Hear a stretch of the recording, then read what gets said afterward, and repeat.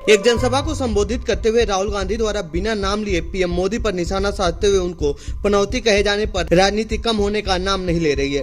Bharatiya Janata party भी इस मुद्दे को राजनीति रंग देते हुए इसको चुनाव आयोग तक ले गई है, जिसके बाद इस पर भाजपा और कांग्रेस में वार पलटवार शुरू हो गया है। जहां भाजपा ने इसे प्रधानमंत्री मोदी पर हमला बताया है, वहीं कांग्रेस राहुल गांधी के समर्थन में आई है। राहुल गांधी पर हमला बोलते हुए भारतीय जनता पार्टी के नेता रविशंकर प्रसाद ने कहा कि राहुल गांधी सामान्य शिष्टाचार भी भूल गए हैं। मतलब क्या मतलब है? मॉडल कोड ऑफ कंडक्ट में प्रधानमंत्री बड़े बड़े पदों पर बैठे हुए लोगों के बारे में एक शिष्टाचार तो रखना पड़ेगा ना। राहुल गांधी क्या सामान्य शिष्टाचार भी भूल गए हैं? क्या हो गया है उनको? वो हिंदुस्तान की राजनीति में इसीलिए हैं कि वो एक पूर्व प्रधानमंत्री के बेटे हैं, एक पूर्व प्रधानमंत्री के पोते हैं, एक पूर्व प्रधानमंत्री के परपोते हैं। इसी कारण ना है। उनकी क्षमता क्या है देश जानते हैं। तो प्रधानमंत्री के वंशावली में आने पर जो दावा करते हैं राजनीति करने का, वो प्रधानमंत्री के बारे में ऐसे घटिया शब्दों का प्रयोग करेंगे, शर्मनाक शब्दों का प्रयोग करेंगे। बहुत पीड़ा होती है।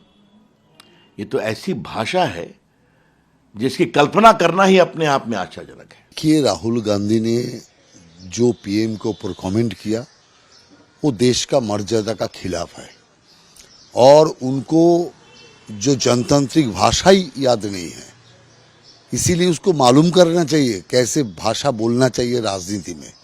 इसीलिए चुनाव आयोग ने जो नोटिस दिया राहुल गांधी को एकदम सही किया और ऐसा लोगों को जो बात पर प्रतिबंध लगाना चाहिए। See, he did not mention anybody's name. Okay, he just said Panauti. So if people think that the Prime Minister is Panauti, then it is up to them. No, even maybe वो उनकी दिल की बात सबकी जबान पर आ गई। अभी क्या कर सकते हैं? अभी ना उन्होंने प्रधानमंत्री का नाम लिया, ना उन्होंने किसी और का नाम लिया। पनौती बोलते ही बीजेपी क्यों इतना मचल रही है? Now election commission given notice to EC, ED, IT, CBI, we're all used to it by now. It's been 10 years. We are used to it. We would be surprised if they did not give us. So you'll fight it legally? Do we have a choice? Do we have a choice against Panauti? No. 2014 से इस देश को पनौती की पीड़ा शुरू हो गई है। ये किसी व्यक्ति के बारे में हम नहीं बोल रहे और भारतीय जनता पक्ष ने ये दिल पर नहीं लेना चाहिए।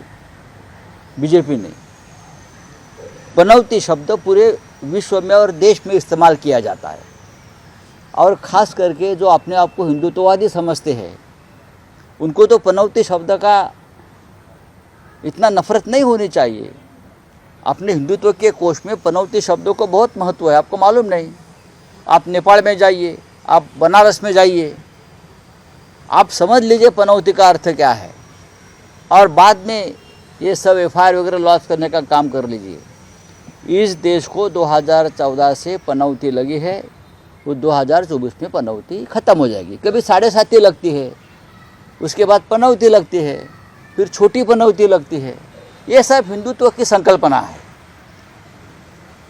ये हमारे हिंदुत्ववादी जो लोग बैठे हैं अपने आप को हिंदुत्ववादी मानते हैं, उसने पनौती का एक विश्लेषण और अभ्यास करना चाहिए।